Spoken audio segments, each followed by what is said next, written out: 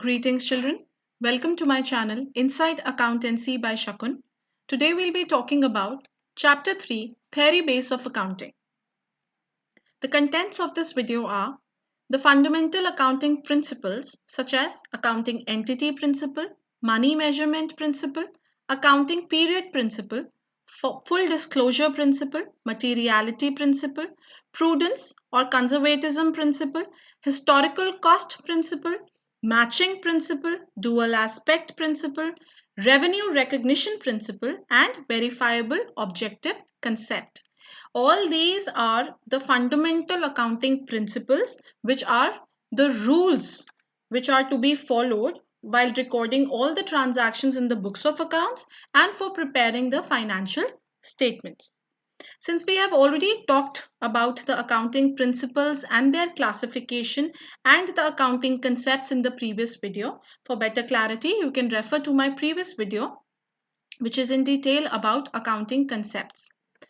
I'll just brush it up. The accounting concepts are the basic assumptions, the propositions which we assume while recording the business transactions in the books of accounts. They are the basis for recording and they are the basis for preparing the financial statements to know the financial position of a business concern. On the other hand, the conventions are the outcomes of years and years of practices that are being followed by various enterprises. These conventions, they may be changed. They may undergo a change with the passage of time according to maybe the law or according to the need of the enterprise for making it more effective. So these are the various accounting principles.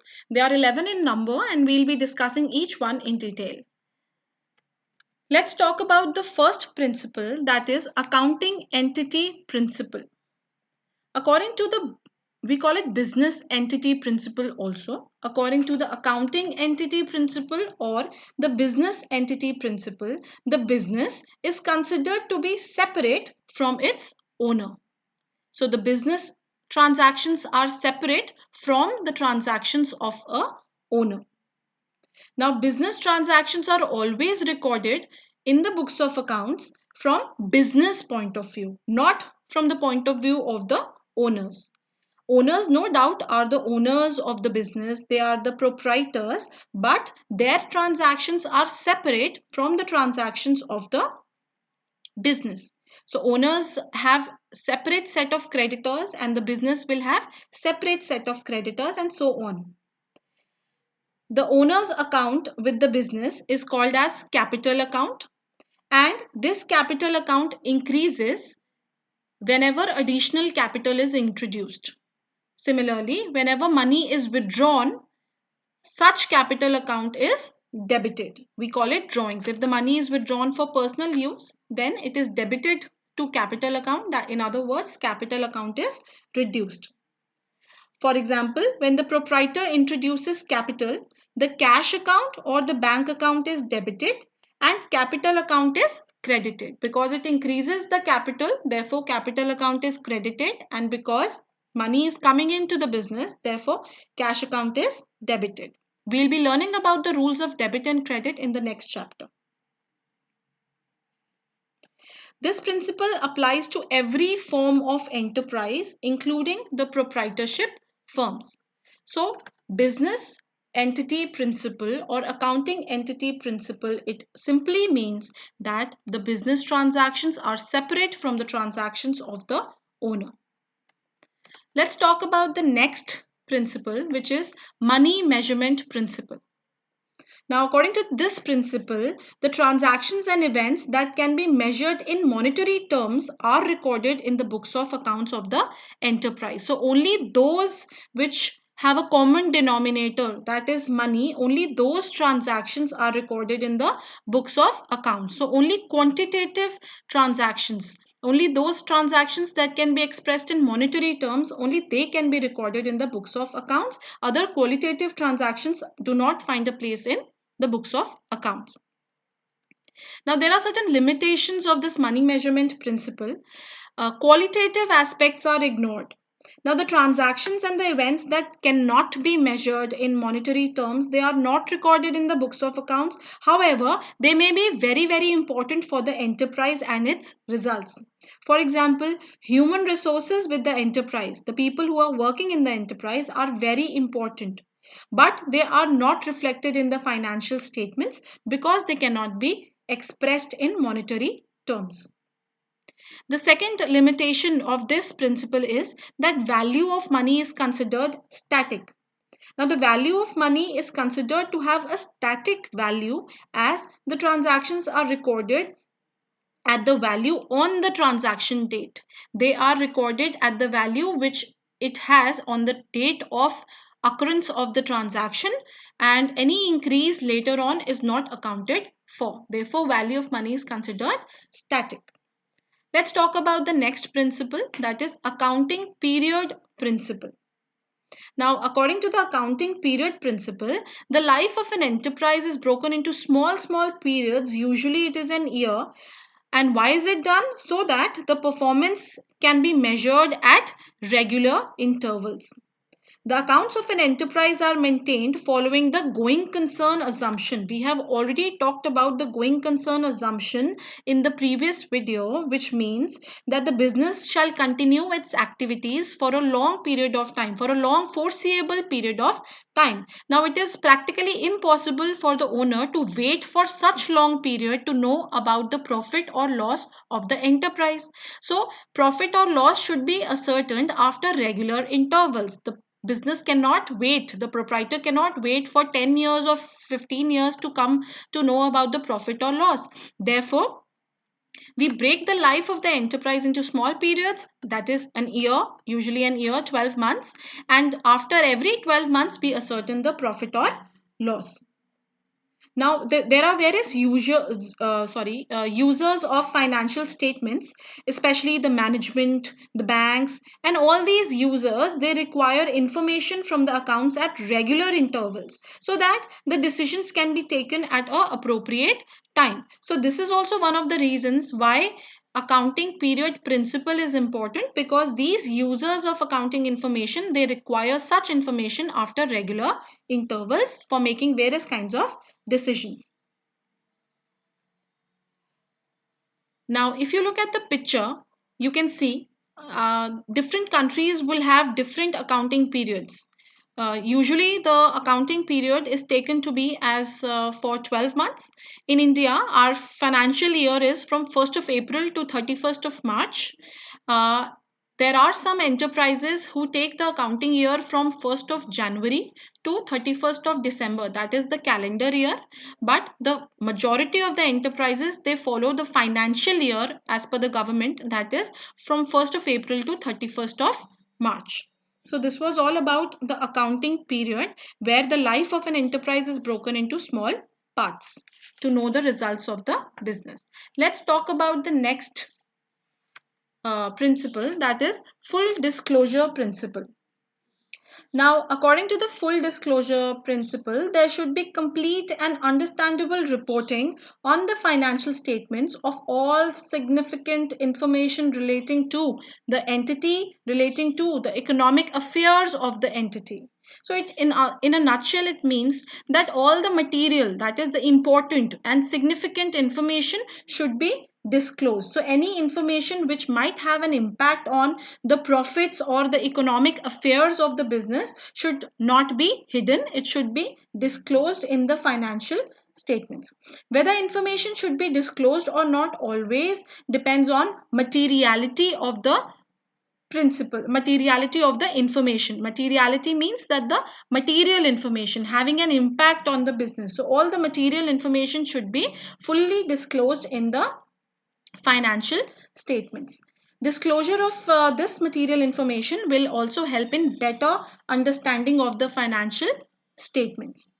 For examples, the reasons for low turnover, they should be disclosed while preparing the financial statements so that they can be analyzed properly and interpreted properly, and relevant corrective measures can be taken. So turnover means it can be the sales turnover, that how much amount of sales you are getting in a particular period.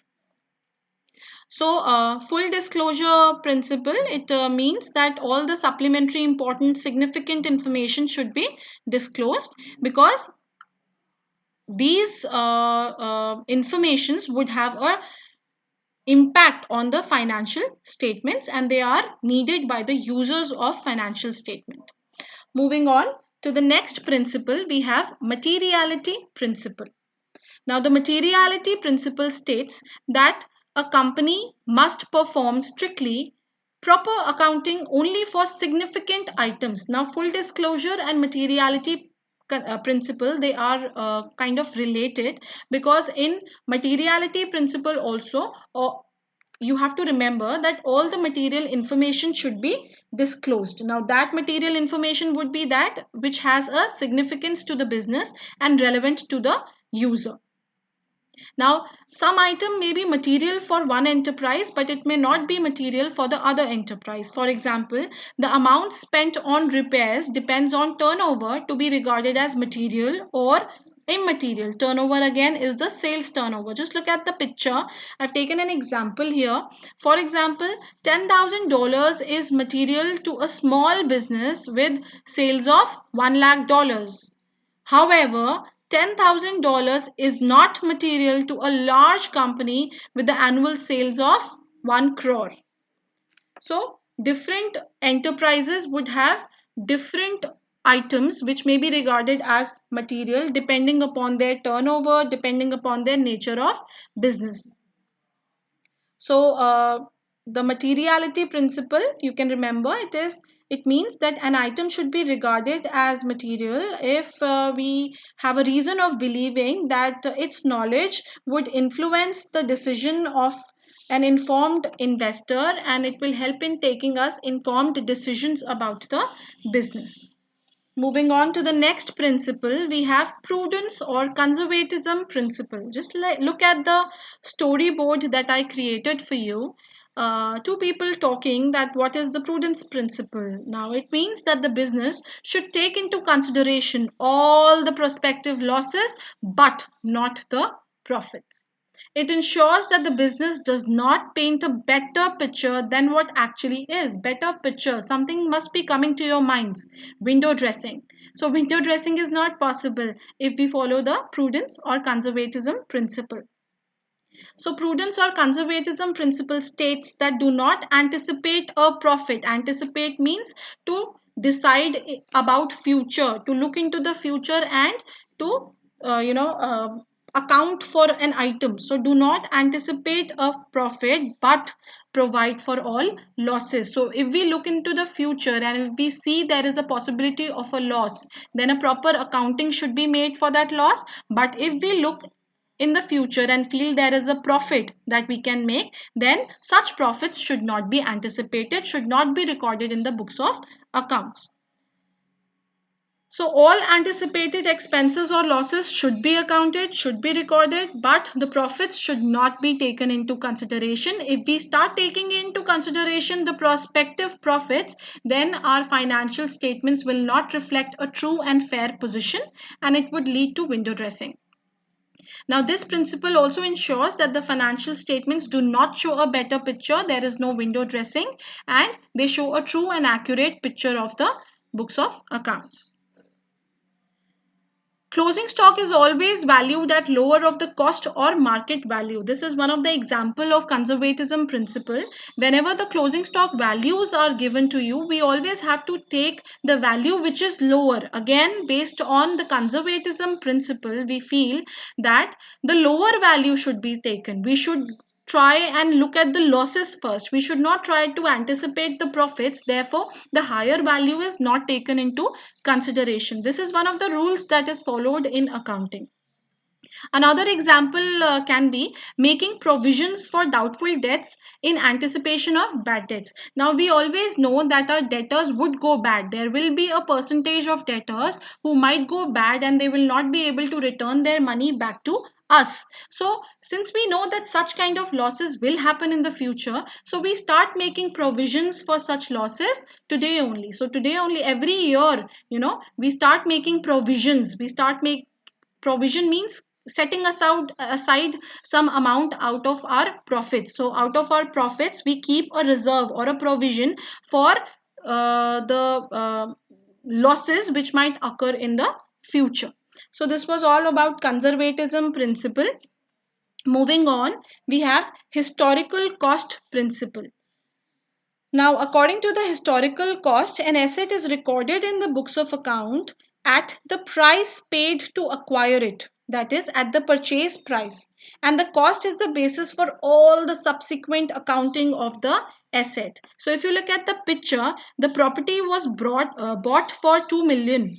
And after a year, the value of the same property was 2.5 million, but the property was still valued at 2 million in the firm's books of accounts. So even though the value of property increased in the next year, still we continued to show the same value at which we acquired the property. Therefore, assets are always recorded at the cost at which they are acquired at the time of purchase. That is, their book value, their purchase value must be recorded.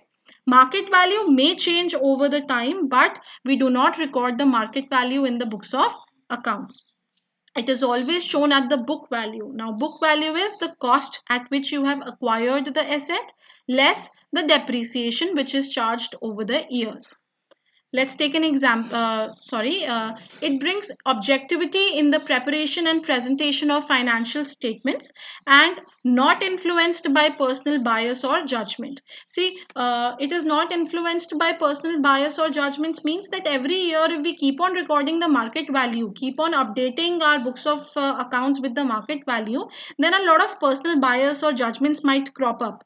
So in order to avoid that, in order to make it more objective, uh, the assets are always recorded at the cost at which they are acquired.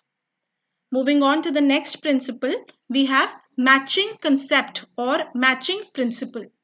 Now this principle, it presents the guidelines for recording expenses. Now, all expenses such as salaries or rent or advertising or any other kind of liability. So measure all expenses incurred during the period and match the expenses against the revenue earned during the same period. So what do we have to match? We have to match the expenses with the revenue. Expenses for the current period are matched with the revenue of the current period. Revenue, I would like to make you recall that revenue is the amount which you earn from the sale of goods. So revenue for the current year should be matched with the expenses of the current year, and by subtracting the expenses from the revenue, we get the net income. So to ascertain the profits, the revenues must be matched with the expenses of a particular year, irrelevant whether the payment was made or received. We have already talked about the accrual assumption, that whether the payment is received or made, that is immaterial, but when the transaction takes place, the revenues are recognized. So irrespective of the fact whether the amount has been received, the revenue must be matched with the expenses of that particular year. This helps us in having a true and fair view of the profitability and the financial position. The next principle is duality principle or dual aspect principle. According to the duality principle, every transaction entered into by an enterprise has two aspects. One is debit and the other is credit. For every debit, there is an equal and corresponding credit. So debit is always equal to credit. Let's look at an example. Rahul started business with 2 lakh. So that means that he brought 2 lakh into the business, thereby bringing in cash, which is an asset of 2 lakh. Similarly, the liability, that is the liability towards the owner, also increased with rupees 2 lakh. So this transaction has two aspects. On one hand, the cash increased by 2 lakh. On the other hand, the liability towards the owner also increased by 2 lakh, thereby making our accounting equation equal. There are no liabilities as such. The liability towards the owner is known as capital, which is 2 lakh, and the assets, that is cash, is again 2 lakh. So this makes our accounting equation equal. So the debits are equal to the credit. Moving on to the next principle, we have revenue recognition principle. Revenue recognition principle means that revenue should be recognized when the transaction is entered into, not when the amount is actually received. So according to the revenue principle, the accountants should record the revenue when it has been earned. When it has been earned, what does that mean? It means when the service is provided or when the product is delivered, that is, a possession is given to the customer, when the company has completed the sale agreement, the earning process is complete. So that means the revenue has been earned. The amount of revenue that should be recorded, the value of the service or product which is transferred to customer, that value should be recorded in the books of account irrespective of the fact whether the amount has been received or not. Let's look at the example here. If credit sale has been made for 15,000 and the credit sale was made on 15th of Feb 2015, but the credit period allowed was 2 months. Now, in such a situation, the revenue earned is to be recorded on 15th of February, not on the date of cash realized, that is after 2 months. So we will not wait for receiving the cash. We will record the revenue on the date of the transaction, that is 15th of Feb, when the goods have been sold and when the possession has been transferred to the customer.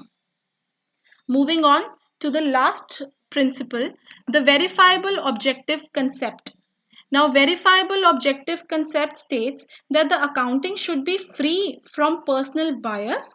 Measurements that are based on verifiable evidences are regarded as objective. So, there should not be any personal bias or judgments in accounting, and every transaction should be based on verifiable evidences. It should be supported by documentary evidences, that is, the supporting documents or the vouchers such as cash memos, invoices, sales, bills, etc. So in order for the information to be very objective, it should be free from bias and it should be supported by the vouchers and the documentary evidences.